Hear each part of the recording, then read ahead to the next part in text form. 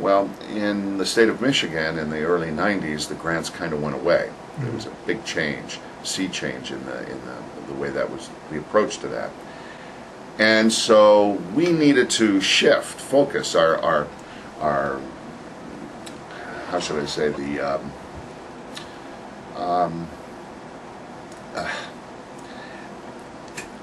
fundraising focus wasn't there. We didn't fundraise in the way that other more established organizations would fundraise to expand and develop.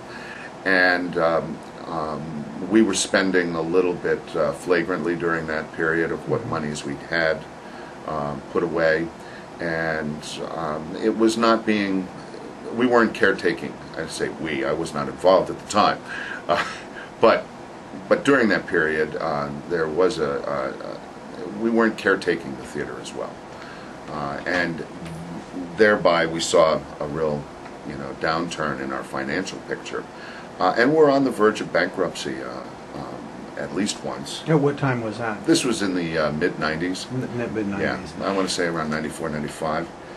Standing here in 2009, from here in 2009 and looking forward to 2015, where would you like to see the Old Town Playhouse be? As far as an organization, creatively, as a theater in general?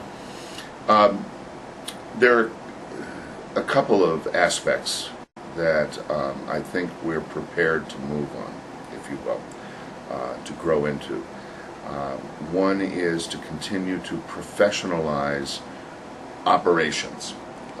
And I say that because as a community theater, one of our commitments is to maintain a strong volunteer base, as strong as possible.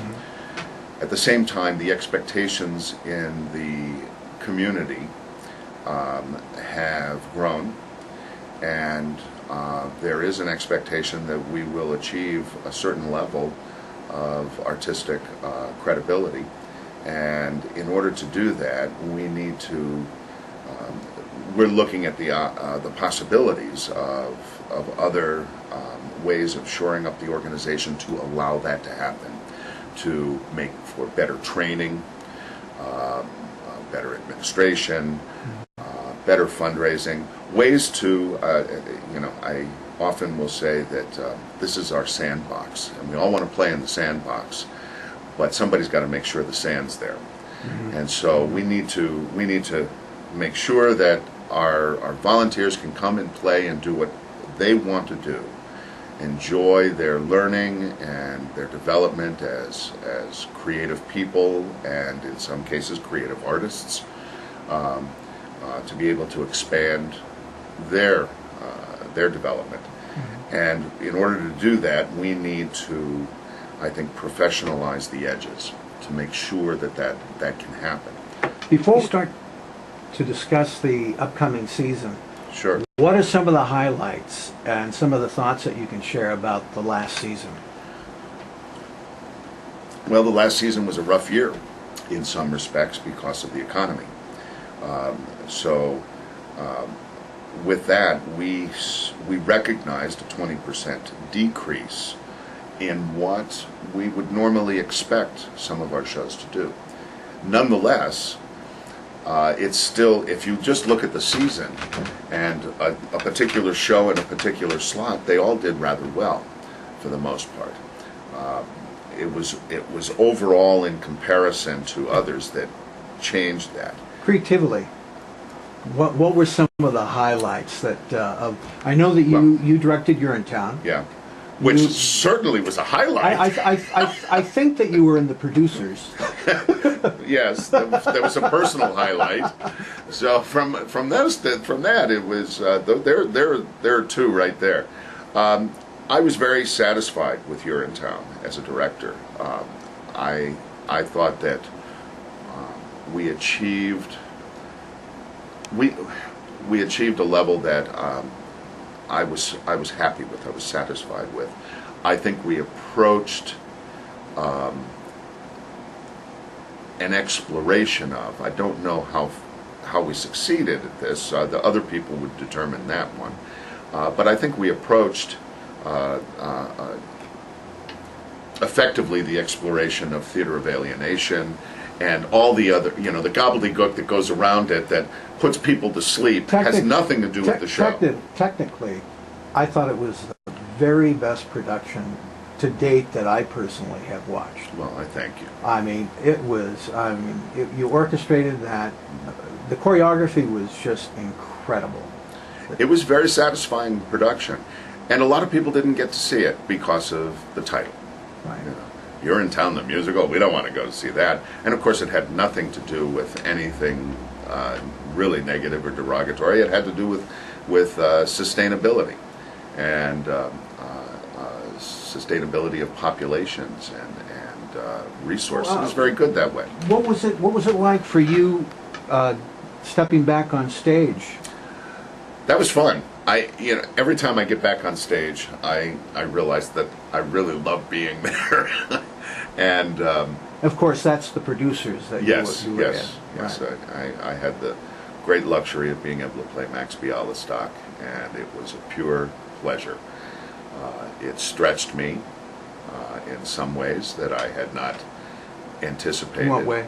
Well, I have not had to sing like that in quite some time, and when I have had to do that in the past, I've had to struggle. This was a kind of a test. There were reasons for it before. I smoked, I probably drank too much, and I don't do those things anymore. So my voice has strengthened, and if it hadn't been for the fact that everybody in the cast was getting sick at one time or another, and I couldn't stave it off any longer, and the last weekend it hit me, I had to leave my voice on that stage every night, which was a little demanding. Other things, I had to, we use microphones pretty extensively at the theater these days. Most people need them. I discovered I do not. Still, I guess I'm a little old school there, and I was taught projection when I was younger. I was told you hit the back wall and you spit into the fourth row. If you're not doing those things, then you're not working hard enough. If you're not sweating on stage, you're not working hard enough. So I sweat pretty easily. That's not a problem. I tend to spit, and I definitely can bounce my voice off the back wall. There was a night where they were recording a song, and I was very frustrated because my microphone didn't work. That was one of the problems I had. My microphone, as I say, we mic, but mine kept going out, and there got to be a point in time where I just said, just leave the thing off. I'll do it. And I was amazed when I heard that recorded piece that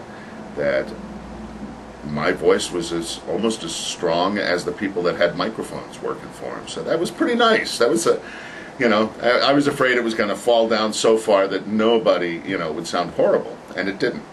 So that was a nice discovery to make.